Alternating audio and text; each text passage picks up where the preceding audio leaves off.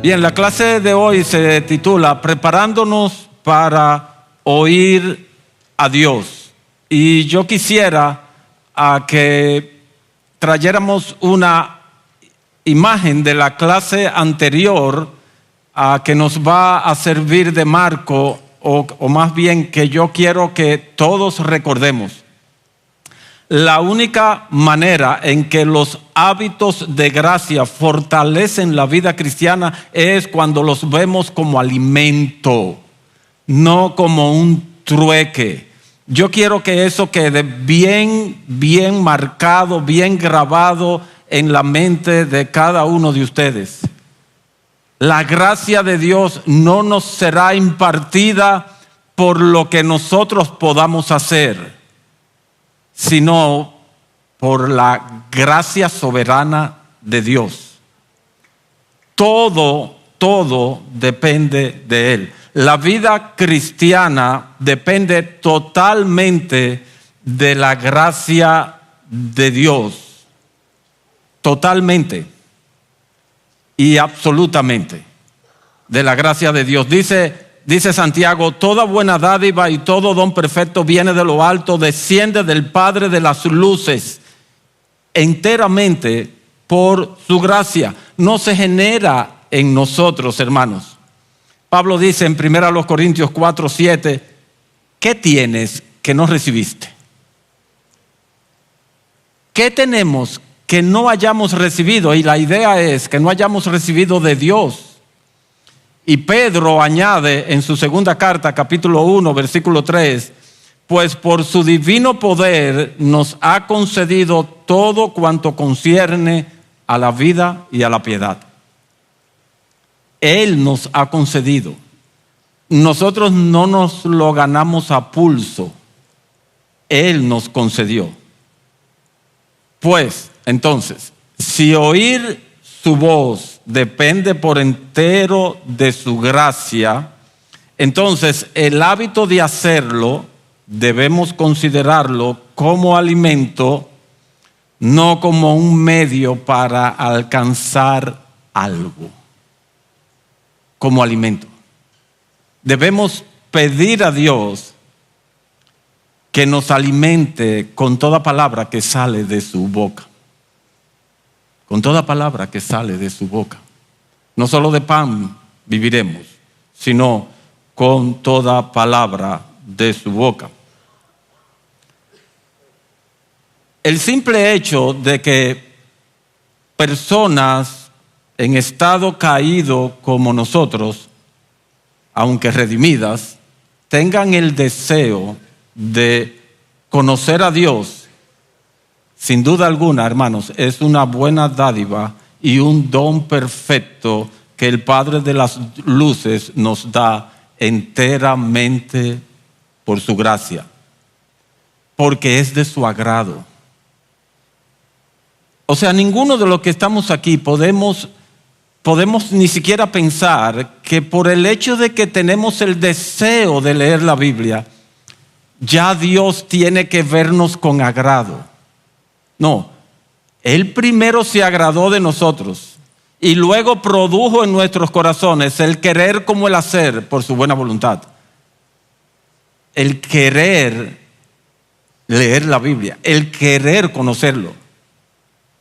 Ese es un deseo que Él pone en nosotros. O sea que si cada día tú experimentas ese anhelo de leer la Escritura y lo haces, alaba a Dios por su gracia para contigo. Hay millones y millones de personas en este mundo que no leen la Escritura. Y hay muchos cristianos que no sienten deleite al leer las Escrituras. Y si tú lo tienes, de verdad da gracias a Dios. Es una bendición. Y una de las maneras en que la gracia multiforme se ha manifestado es precisamente dándonos a conocer su voluntad revelada. La palabra escrita, que es la fuente por excelencia de la cual nosotros podemos beber hasta saciar nuestras almas. Y no hay restricciones. Cuando hay escasez, En los supermercados dicen un paquete por persona. No se pueden comprar 2 paquetes de esto o de aquello. Pero Dios nos da su gracia sin medida. Como dice el apóstol Juan en su evangelio, que de Cristo recibimos gracia sobre gracia. Es inextinguible, es inacabable. Entonces podemos beber de la palabra de Dios sin temor a que se acabe, porque es inagotable. Tanto la primera creación, Génesis 1, como la nueva creación en Cristo Jesús, comienzan con Dios hablando. Nuestro Dios es un Dios que habla, que se comunica. Miren, hermanos, hace un tiempo yo vengo leyendo la Biblia en un software bíblico que tengo, que me permite colorear, o más bien elegir el color que yo quiero que tengan las palabras. Y en una ocasión, cuando iba a comenzar a leer el Antiguo Testamento en Génesis 1, yo dije, ¿y qué tal si yo hago lo que algunas versiones de la Biblia hacen con los evangelios, que ponen las palabras de Cristo en rojo? Y eso nos ayuda a nosotros a saber cuándo es Cristo el que habla con más claridad. Entonces yo comencé a poner las palabras de Dios en rojo en el Antiguo Testamento. Y quiero darles solamente a modo de ejemplo Génesis 1, que vamos a comenzar a ver en el día de hoy. Génesis 1 tiene 730 palabras. De esas 730, 293 salieron de la boca de Dios directamente. El 40%. El 40%. Y cada vez que nosotros leemos en el Antiguo Testamento, así dijo Jehová, 2 puntos, todo lo que sigue de ahí en adelante es Dios hablando. Nuestro Dios habla y habla mucho. Cuando yo me di cuenta de eso, al mismo tiempo me percaté que esa virtud que tienen las mujeres de hablar mucho no es más que la imagen de Dios en ellas. Y nunca más volví a hacer burla de eso. Nunca más. Eso de que necesitan hablar, qué sé yo, cuántas palabras para su estabilidad emocional. No, eso yo lo borré de mi mente. Eso es parte de la imagen de Dios en ellas. Así que si tu esposa habla mucho, si tu hermana habla mucho, si tu hija habla mucho, mira la obra de Dios en ella. Porque sin duda alguna que lo es.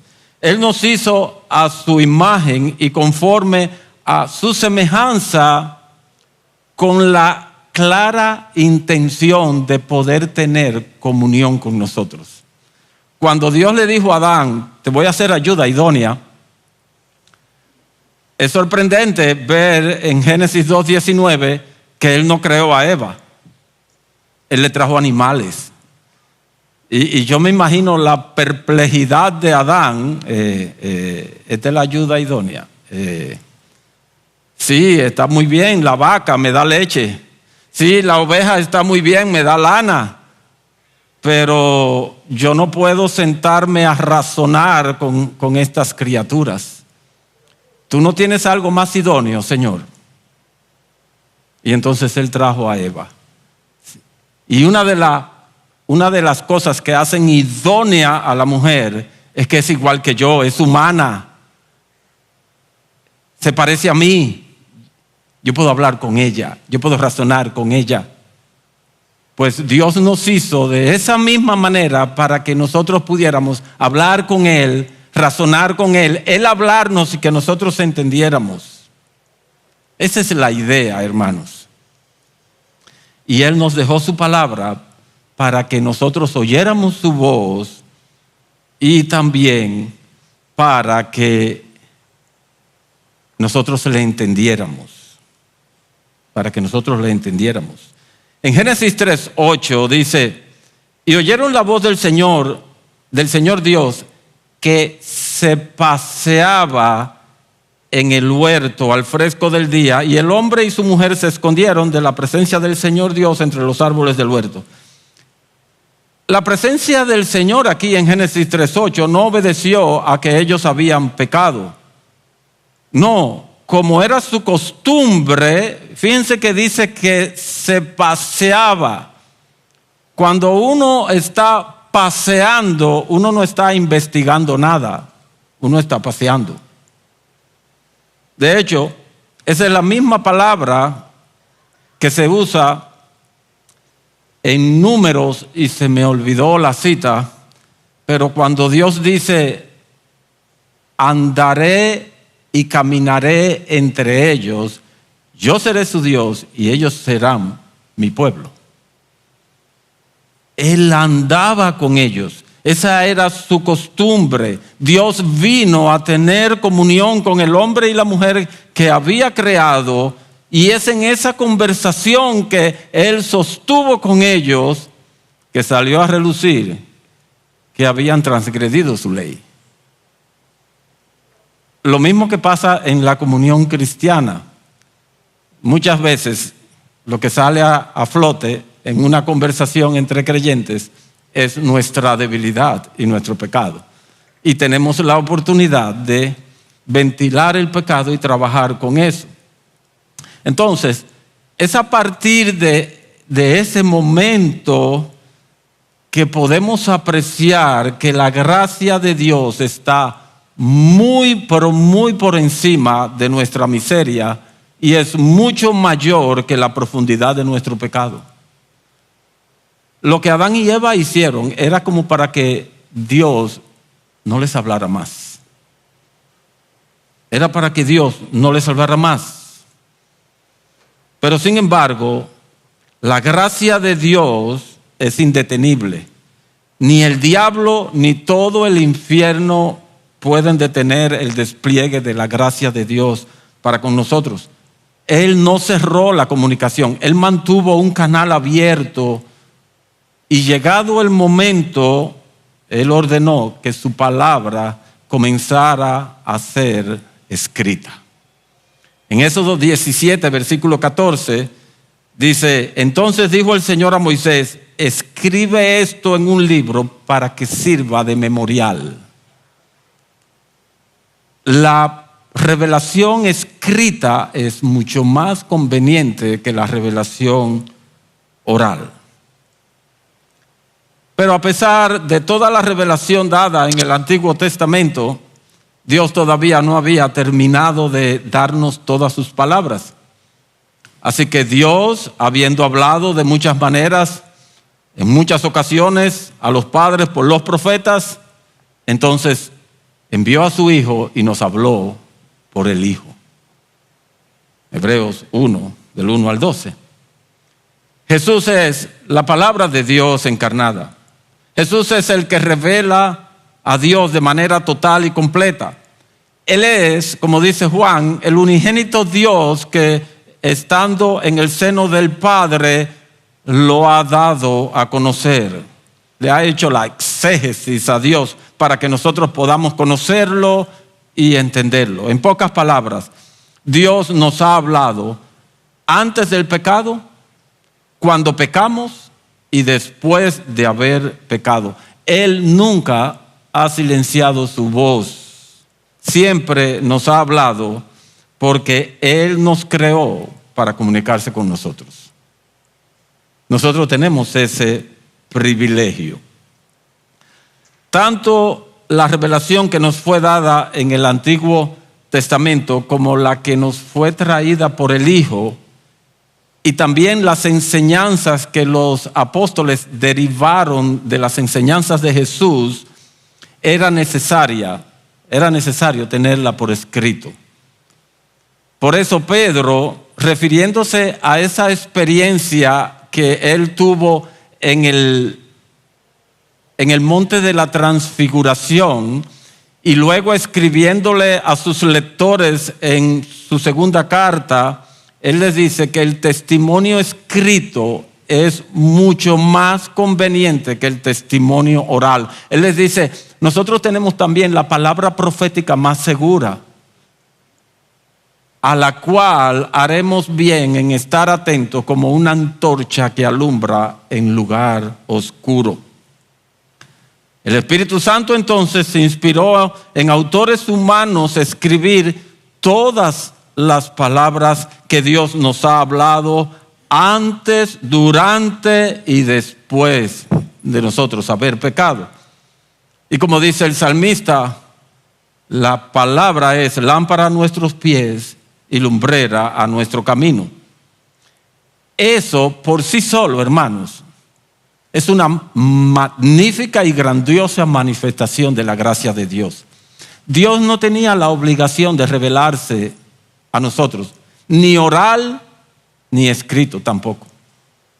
Pero en su gracia Él lo hizo. Él se agradó en ello. Pero Él hizo algo más.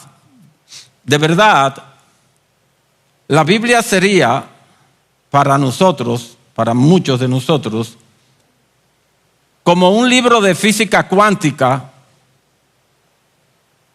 sin el Espíritu Santo morando en nuestros corazones. De hecho, yo sé que es el testimonio de muchos de los que estamos aquí, de que cuando éramos inconversos y tuvimos algún contacto con la Escritura, damos testimonio de que la leíamos y ¿qué pasaba? Que no entendíamos.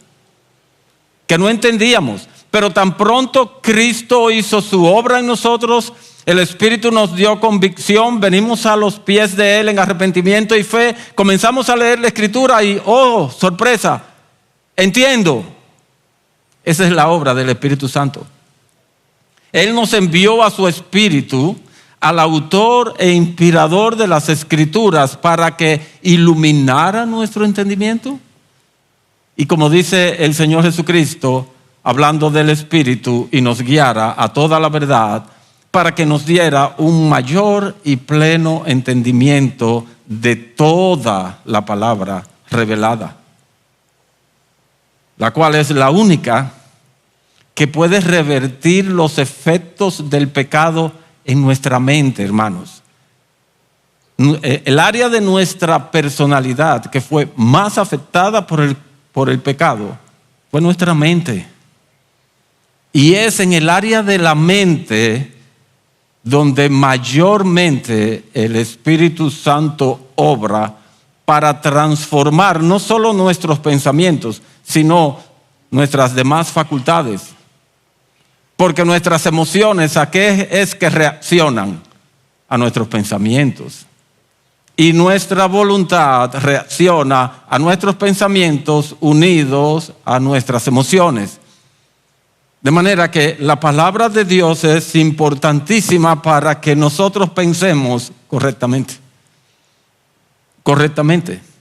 Sin la Biblia completamente revelada, pronto nosotros perderíamos el evangelio genuino y la comunión con el Padre y con su Hijo Jesucristo, y obviamente y con el pueblo de Dios también. Perderíamos todo. Fuimos diseñados y creados para tener comunión con nuestro Creador y Dios, y para que tal cosa resultara deleitosa. Así que si la Biblia no te resulta deleitosa, placentera, el fallo no está en Dios y mucho menos en su palabra.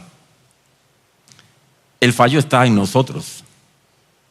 El fallo está en que nosotros no tenemos un paladar espiritual acostumbrado a saborear las palabras de Dios. El Señor Jesucristo, hablando a los fariseos, les dijo: ustedes no entienden mis palabras porque ustedes no son de Dios. El que es de Dios, las palabras de Dios oye, y obviamente oye y las aprecia. El pecado es amargo como el ajenjo. Yo tenía otra palabrita en mente, pero yo no sé si todos sabemos lo que es el anamú. Eso sabe malo y huele malo. Pues el pecado es así para nuestro paladar, para nuestro olfato. Y por eso tenemos serias dificultades para nosotros poder apreciar la dulzura de la palabra de Dios. La sábila o el aloe vera, como le llaman ahora, es algo casi imposible de endulzar. El paladar pecaminoso es como la sábila. Es difícil de endulzar. Solo la obra del Espíritu de Dios puede quitarnos ese amargo para que nosotros podamos disfrutar de Dios y de su palabra. Y yo quiero compartir con ustedes acá unos cuantos pasajes. Aquí tenemos a Jeremías 15:16. Cuando se presentaban tus palabras, yo las comía. Tus palabras eran para mí el gozo y la alegría de mi corazón. ¿Por qué? Él dice, porque se me llamaba por tu nombre. ¿Cómo nos llaman a nosotros? ¿O cómo nos llamamos nosotros? Cristianos. Nos llamamos del nombre de Cristo. Y Jeremías dice aquí que ese solo hecho debe producir en nosotros que su palabra sea el gozo y la alegría del corazón. El solo hecho de decir y sostener que somos cristianos debe producir en nosotros gozo y alegría por la palabra de Dios. Vamos a ver otro, Ezequiel capítulo 3, versículo 3. Entonces me dijo, hijo de hombre, alimenta tu estómago y llena tus entrañas de este rollo que te doy. Y lo comí, y fue en mi boca dulce como la miel.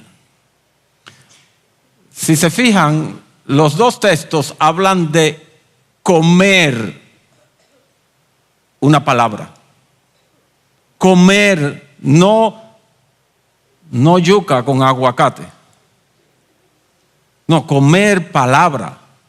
Y dice que en el caso de Jeremías le produjo gozo y alegría, y aquí le produjo dulzura en su boca. En su boca. En el Salmo 19, nos dice que la ley del Señor es perfecta, segura, recta, pura, limpia, verdadera, deseable más que el oro y más dulce que la miel. Si hay algo que nosotros debiéramos codiciar en el buen término de la palabra, es la palabra de Dios. Esa es la palabra de Dios. Y el mismo salmista, en el Salmo 119, versículo 103, dice, cuán dulces. Y tenemos que usar la imaginación y pensar en el salmista como, cuán dulce son a mi paladar tus palabras. Sí, el pecado amarga nuestro paladar espiritual, pero la palabra de Dios lo endulza. Entonces, tenemos que desarrollar el hábito de acostumbrar nuestro paladar a la dulzura de la palabra. A la dulzura de la palabra. Hasta que el abrir sus páginas se convierta en una experiencia fascinante, emocionante y extraordinaria, que nos lleve en un viaje que va desde la eternidad pasada, pasando por el paraíso, luego por el desierto de este mundo y luego de nuevo al paraíso, tomados de la mano de Cristo. encaminados hacia un mundo donde mora la justicia. La Biblia nos lleva en todo ese recorrido. La Biblia es una aventura fascinante leer las Escrituras. Sí, incluyendo los 9 capítulos de Primero de Crónicas. Sí, incluyendo esos. Y el libro de Levítico también. De hecho, no sé por qué nos encontramos el libro de Levítico tan árido. Si es uno de los libros de Moisés donde Cristo es tipificado de maneras tan claras. Cada cordero sacrificado apunta hacia ese Cordero de Dios que quita el pecado del mundo.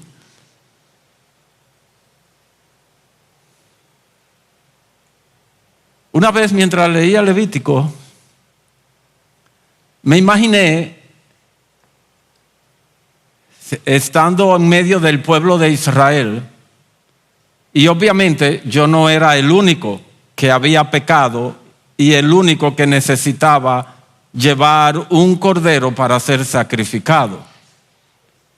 Yo me imaginé que había una larga fila en medio del desierto con su cordero en la mano. Y obviamente el cordero no era tan cordero como para quedarse tranquilo. Y él se meneaba y quería irse. Y yo tenía que estar tranquilo ahí.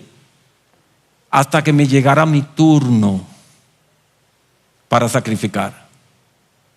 Yo creo que, si son como yo creo que añadíamos más pecado mientras estábamos en la fila.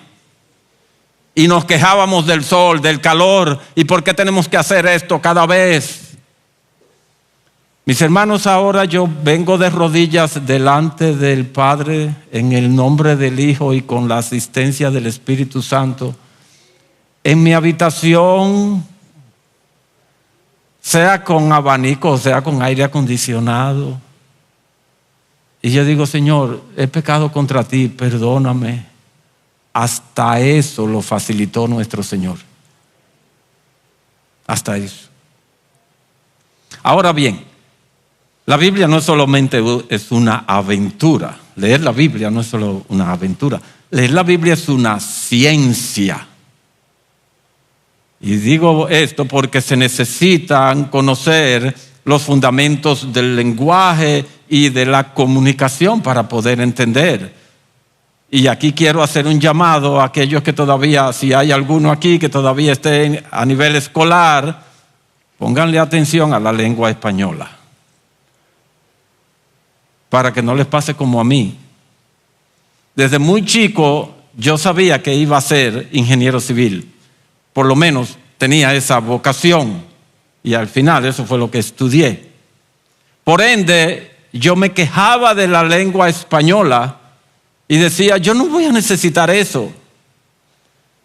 Y solamente le puse atención porque sin pasar esas materias de lengua española que se extienden por todo el bachillerato y luego en la parte del colegio universitario también te dan otro par de semestres de lengua española, había que aprobar esas materias para poder alcanzar lo otro.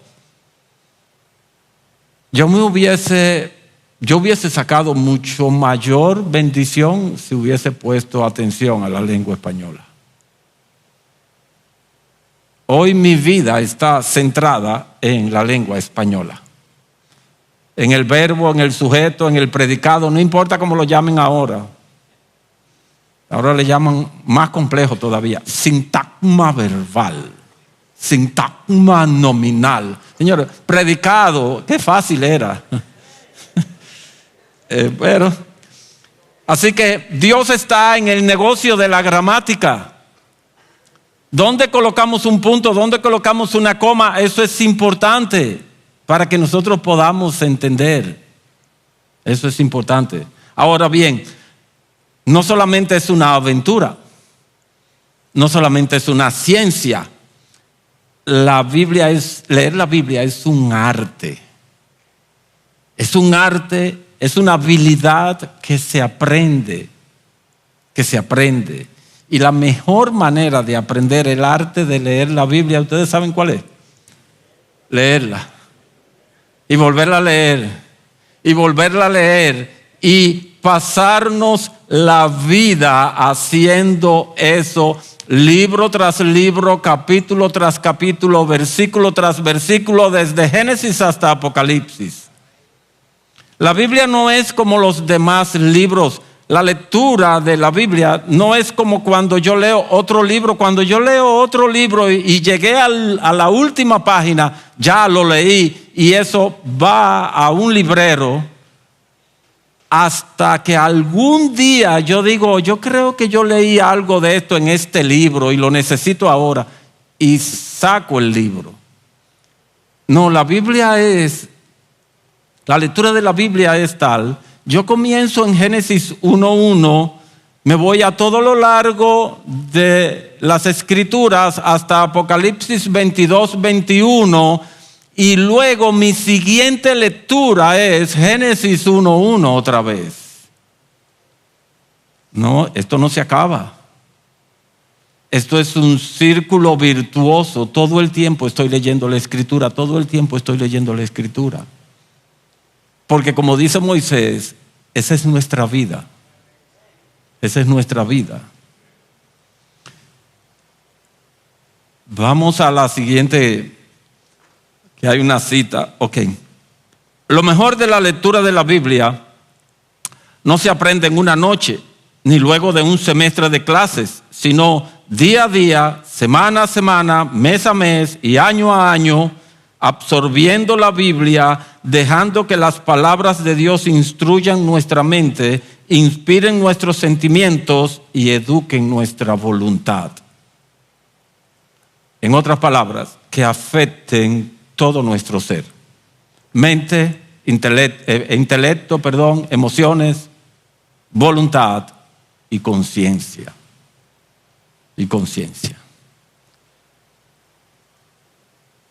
Veamos ahora el rol de la Trinidad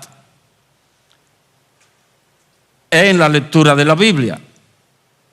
Mateo 11:25, es el que está ahí, del 25 al 27, dice: en aquel tiempo, hablando Jesús, dijo: te alabo, Padre, Señor del cielo y de la tierra, porque ocultaste estas cosas a sabios e inteligentes y las revelaste a los niños. Sí, Padre, porque así fue de tu agrado. Tu gracia se manifestó de esa manera. Todas las cosas me han sido entregadas por mi Padre, y nadie conoce al Hijo sino el Padre, ni nadie conoce al Padre sino el Hijo, y aquel a quien el Hijo se lo quiera revelar. Fíjense, hay unas cosas que el Padre ocultó a unos y se las reveló a otros. Y hay otras cosas, esas mismas cosas que el Padre ocultó de unos y se las reveló a otros, se las entregó al Hijo.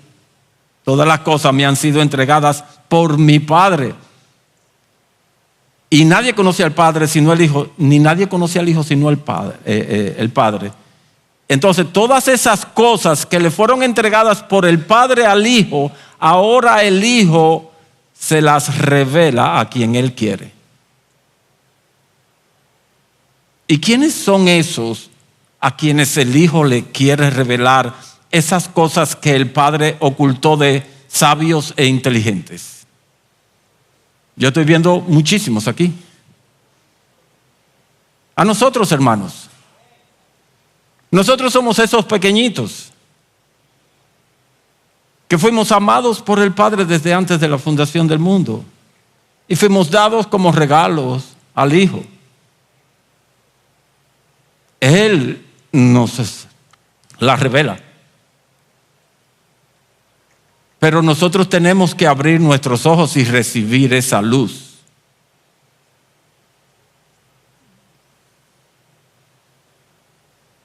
Veamos ahora el rol del Espíritu Santo. Dice en Juan 16, 14 y 15, Cristo hablando del Espíritu: Él me glorificará porque tomará de lo mío y os lo hará saber. Todo lo que tiene el Padre es mío. Por eso dije que tomará de lo mío y os lo hará saber. No sé si notan la relación con Mateo 11, 25 al 27. Allí en Mateo 11, 25 y 27 habla de que todas las cosas que el Padre le ocultó a uno se las dio al Hijo. Y aquí Cristo dice: todo lo que el Padre tiene es mío.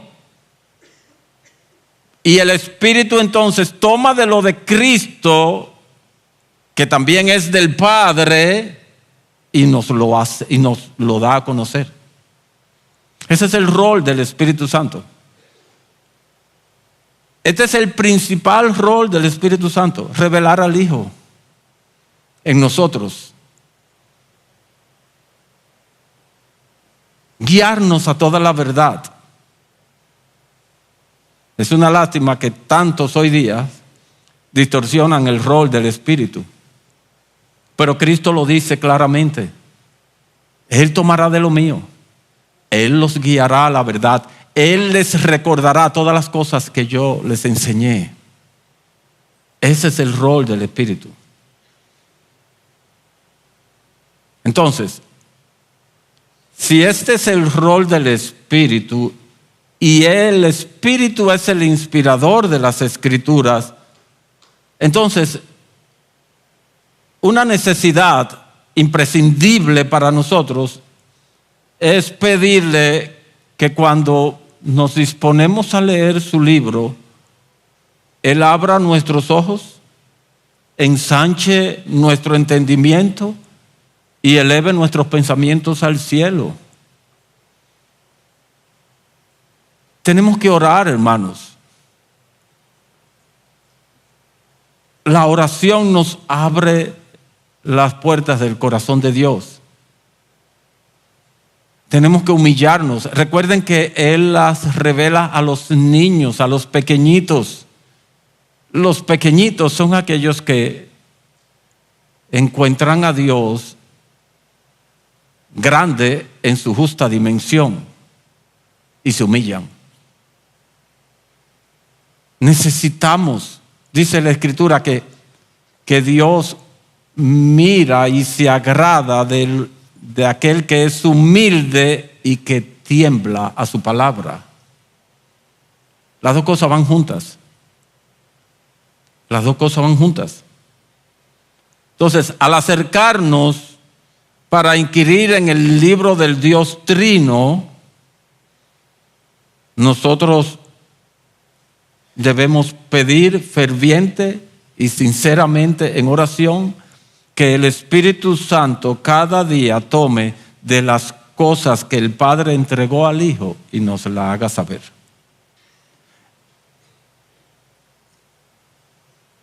No se dejen engañar del diablo cuando después que ustedes han hecho esto una semana y vuelven al octavo día a leer las Escrituras y vuelven a pedir lo mismo. No se dejen engañar cuando el diablo les diga: eso es un cliché que tú has adquirido. No, pidan que el Señor les revele al Hijo. Que el Espíritu les revele al Hijo. Pídanlo. Háganlo con la conciencia de que no es un cliché, de que es una necesidad que tengo. Y hay todas las formas, nosotros la tenemos de pedir de manera distinta en caso de que no querramos usar las mismas expresiones. Pero de que tenemos que pedir en oración que el velo sea descorrido, que el Espíritu diga, como dijo Cristo al inicio, sea la luz. Sí, nosotros necesitamos esa luz para ver a Dios.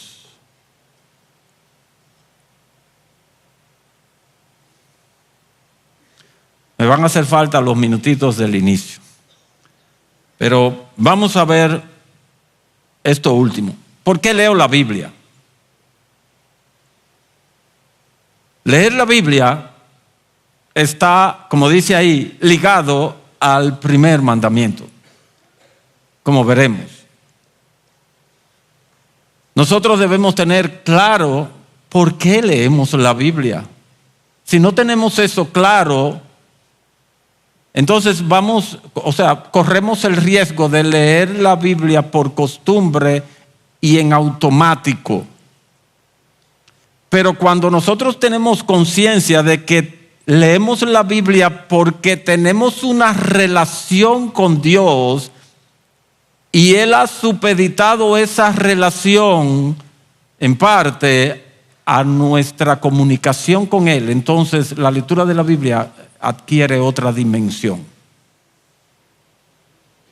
Si yo les hiciera la pregunta de por qué ustedes leen la Biblia, probablemente yo reciba una variada gama de respuestas. De hecho, muchos confunden al responder y cuando les hago la pregunta, me dan razones. Y yo tengo que decirle, yo no pregunté para qué tú lees la Biblia, sino por qué tú lees la Biblia. Son cosas diferentes.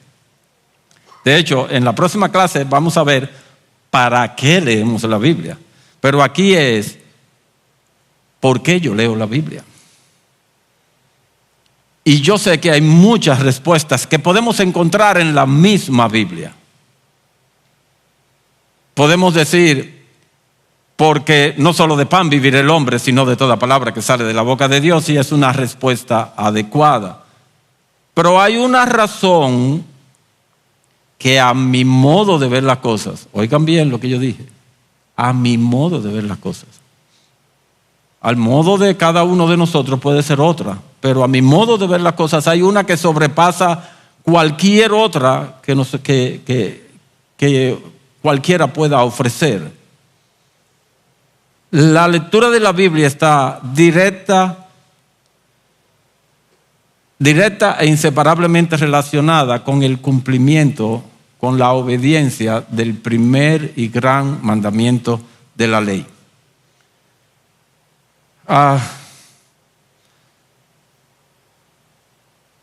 Hay algunas cosas que tengo que acelerar.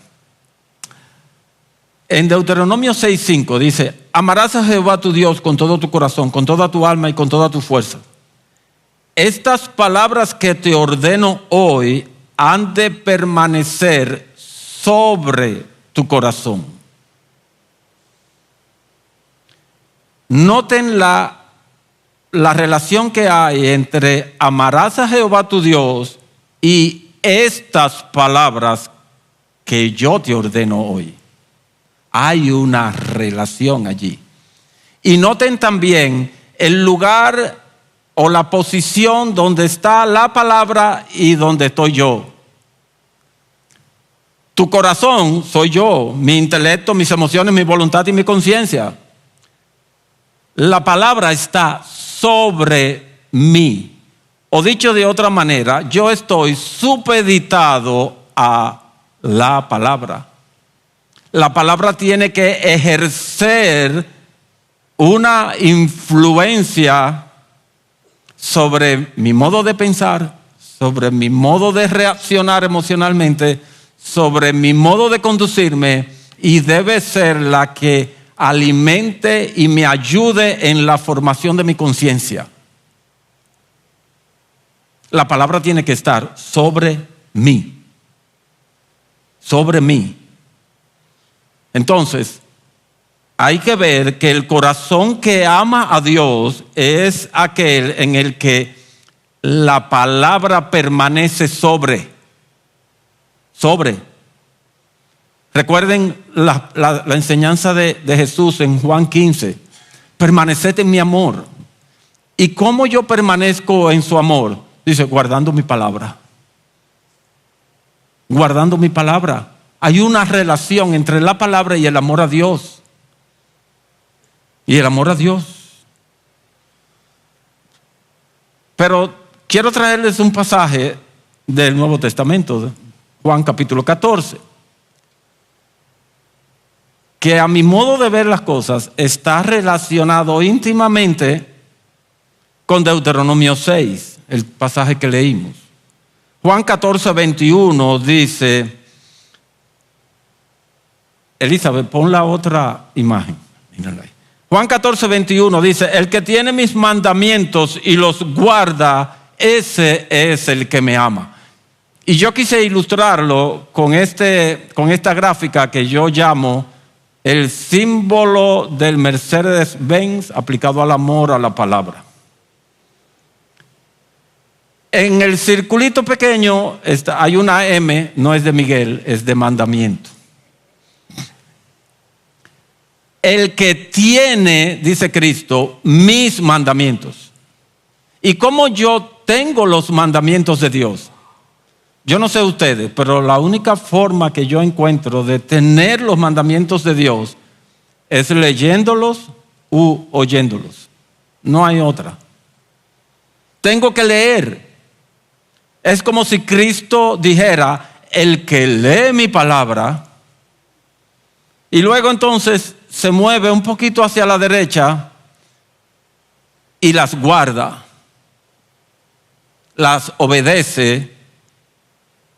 O sea que para yo obedecer, primero tengo que conocer. Nadie puede obedecer un mandamiento que no conoce.